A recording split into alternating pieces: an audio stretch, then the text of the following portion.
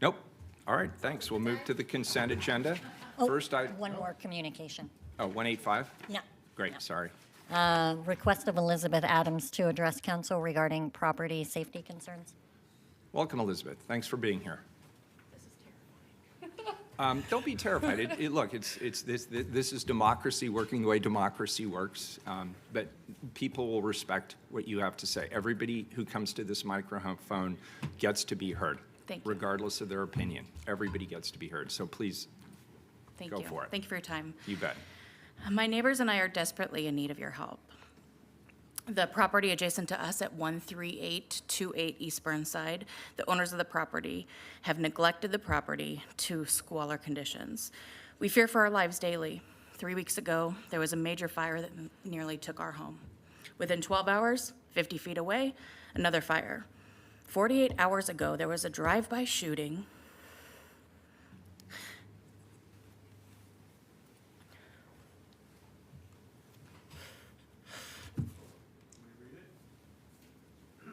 You can take your time. We'll stop the clock. We feel victimized by the irrefutable safety issues which happen so often. We cannot stand by and continue to report and report without change. The property owners and our leaders need to step in. 13828 is at best an eyesore. The abandoned structure has been the epicenter of our neighborhood crime and illegal activity such as thefts, drugs, crime, fights, guns, and countless fires, two major ones that threaten the neighboring homes.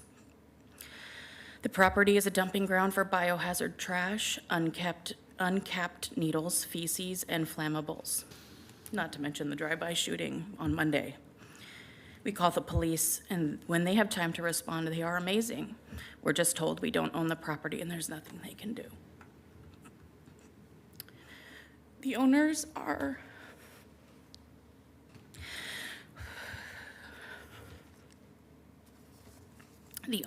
Aaron Mitchell and Rosa Cazares. They are business owners. They own the LaModa marijuana dispensaries all over Oregon and reside here in Portland with the plans of demolishing the structure and building a retail store, which is not the problem, that's fine. When the problems began increasing in frequency in 2020, we asked for their help and Mr. Mitchell told us to move. But the losing of property value makes that impossible. Ms. Cazares sits on the cannabis policy oversight team for the city of Portland while bolstering her career and reputation. It is unacceptable to do business in our city while victimizing our neighborhood. I had this to 3 minutes. We've reported to 311, PDX reporter, 911, non-emergency, and the Bureau of Development Services. 311 comes and provides support to the homeless by feeding them and encouraging them to stay. First responders have been amazing and empathetic to the unsafe living conditions, yet lack the ability to enact change. Bureau of Development Services is outstanding and has worked tirelessly to help us, yet they're equipped only to enforce city codes and cleanups and fine the owners, but the squatters are allowed to stay. As taxpayers, as you know, in one of the highest tax cities in our country, we are not receiving the support we need in order to feel safe in our homes. My husband and I are TriMet bus drivers. We have a deep compassion for our homeless. But that doesn't mean that we should have to live in fear for our safety each and every day. I understand I'm a small fish in this ocean of concerns, and I understand I live in the poorest, most crime-ridden neighborhood in our city in Hazelwood. But I'm begging you for help. Please hold these property owners accountable for the responsibility they have to keep this property free from problems and constant safety concerns at 13828 East Burnside. I do believe it's possible the defense would solve a lot of this, but they won't help us. And I have all of my documents in case you would care to see everything we've done. I have photos for 3 years. Nothing. So let me commit to this. Let me see what I can do for you. Can you, I don't know if Bobby is still here. Bobby, are you?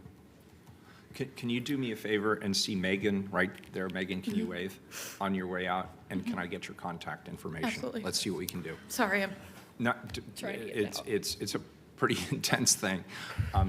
Commissioner Gonzalez, I think, had a comment as well. I just want to thank you, Ms. Adams, for testifying today and the videos of the 10 fires you showed. I am so sorry for what you've gone through, and I just have a few comments on it.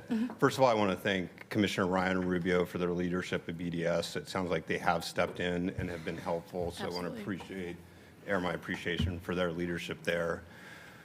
But your story is reflective of the single biggest challenge in Portland today. How do we balance compassion for those in crisis, including those in our homeless community, while restoring and protecting public safety in the city? The basic function of civil society. Unfortunately, your experience is also entirely predictable. Between 2019 and 2021, Portland Fire responded to 2,560 homeless fires. 2,560.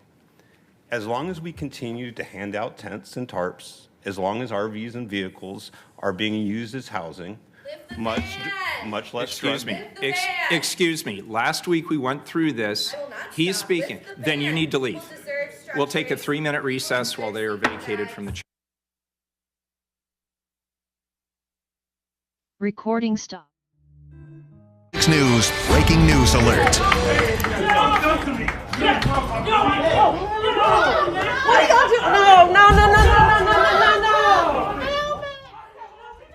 Chaos at Portland City Hall as heckling and protests over homeless policies ignite a physical attack. This is KOIN 6 News at noon. I'm Jenny Hansen. A video you'll only see on KOIN 6 captured the moments in City Council this morning. It's showing what appears to be a man hitting a security guard while being escorted out of the meeting and the moments that followed.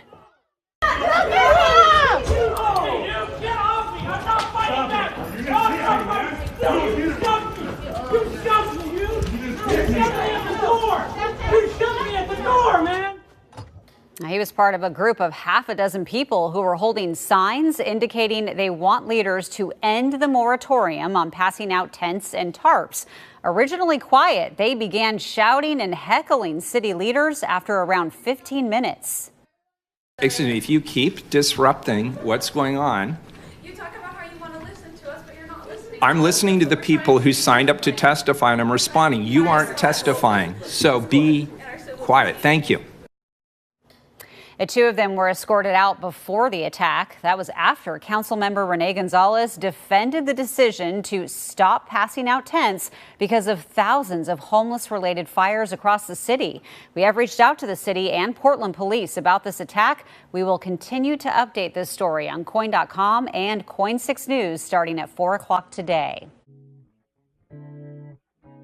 Just want to reiterate Thank you. again. This is not a game show. True. When you are here as a member of the public, it is expected that you will not do any of the things that were identified right at the beginning of the meeting. The rules were read, and people agree to those rules or they don't. If you don't, please don't come here. This is not the opportunity to shout, to scream. I'm very disappointed that the disruptions then led to violence. There's absolutely no place for violence in this chamber. I don't care if you disagree profoundly with everything we say. Violence is not acceptable. And I will ask again, for this form of democracy to work, we have to abide by the rules. Everybody has to, the rules are universal, so we all have to abide by the rules. If you want to testify, you can do that through the county or through the city clerk's office, Keelan over here. She'll show you how to get signed up, and you can speak to anything you want to speak to. We ask you not to swear because we have an FCC license to broadcast. We want to be able to broadcast to the public. There's a lot of people in our community who can't come to city council on a Wednesday morning, or they can't easily leave their homes. So that broadcast is their link to our local democracy, And if we keep having the disruptions, if we keep having people, shout at the end as they walk out, that puts our license in jeopardy, our ability to be able to broadcast. And I really appreciate the Open Signal people for working with us on that. They do great work. We get all flavors of testimony at this dais. I guarantee you, you will not agree with everybody who speaks at this dais. That's the sign of a healthy democracy, by the way. When everybody at the dais agrees with everything you think and believe all the time, that's when you have a very unhealthy democracy. Okay. So I'm glad we have differences of opinion that are vetted here in our chamber. But for it to work, we have to be respectful of each other. Let's do that. Let's commit to the rules that were read up front. A lot of thought and energy went into those rules to make sure that everybody felt welcome and safe in this chamber. So I think and it's Ed, is that? Jake. What is Jake. Jake, welcome. I can get louder. I can get louder. Excuse Great. me. I can get closer to the mic. 6 inches. I don't think it's your speaking. I think it's Okay. my listening skills Okay. that are in question here. I believe Commissioner Gonzalez was speaking when you were interrupted. Well, thank you as well, Mr. Adams. Yes, thank you. As I was saying, 2,560 homeless fires in a 2-year period. Portland Fire studied it. As long as we continue to allow RVs and vehicles to be parked extensively, continue to hand out tents and tarps, we're going to continue to see this problem. As long as folks are staying in unsanctioned camps for housing, for using tents for drug use and manufacturing, we're going to continue to have too many fires. We're going to continue to have too many public safety events. Unsanctioned camping in many tent cities is dangerous for homeless individuals and neighbors, period. Your experience is tragic. Collectively, we have to do better. That is why I fully support the mayor's direction to end unsanctioned camping in the city and transition everybody on the streets to service hubs, where individuals previously living on the streets in blatantly dangerous environments can instead live in safe, secure environments complemented with services people need to get back on their feet. The mayor's direction is the right one and unanimously supported now by this council. Is also why I have asked the fire department to partner with the Community Safety Division on fire prevention standards in our service hubs. This is a really important thing. Anytime you have a large number of folks, whether in a sanctioned or unsanctioned environment, we've got to think through fire prevention. So we're asking the fire department to work with the Community Safety Division to think this through and learn from what the UN has done in refugee camps on this topic. I want to remind everyone that in 2021, 1 in 3 fire deaths were in the homeless community. 1 in 3. This is less than 1% of our population, but 1 in 3 of deaths from fire were in homeless camps. This is why I imposed a moratorium on tent and tarp distribution by my public safety bureaus. It is why Commissioner Mapps' PBOT is increasingly addressing RVs parked in right-of-ways while living with substantial enforcement constraints. It's why we have to continue an ongoing discussion about how we hold property owners responsible when they let their properties go this badly. So with that, again, I appreciate your comments. We feel it and hear it every single day. We are going to work for the next 22 months in this form of government to address this issue head on. Please keep testifying. Don't give up on the city. And thank you again for coming. Thank you. Thank you. I hope you'll come back. It's not always this wild, just so you know. Okay. But it is memorable. Okay. Yes. Thank you. Well, I hope I don't need to, in our other avenues of Yeah, and what's did worked Megan in get place. your I'll contact info? check with her on the way. Perfect, thank you. I really appreciate your being here Thank today. you. Thank Thanks. you. Thank you. All right, that completes communications, if I'm thinking correctly. And then the consent agenda, I feel like there was something I'm pulling off the consent agenda.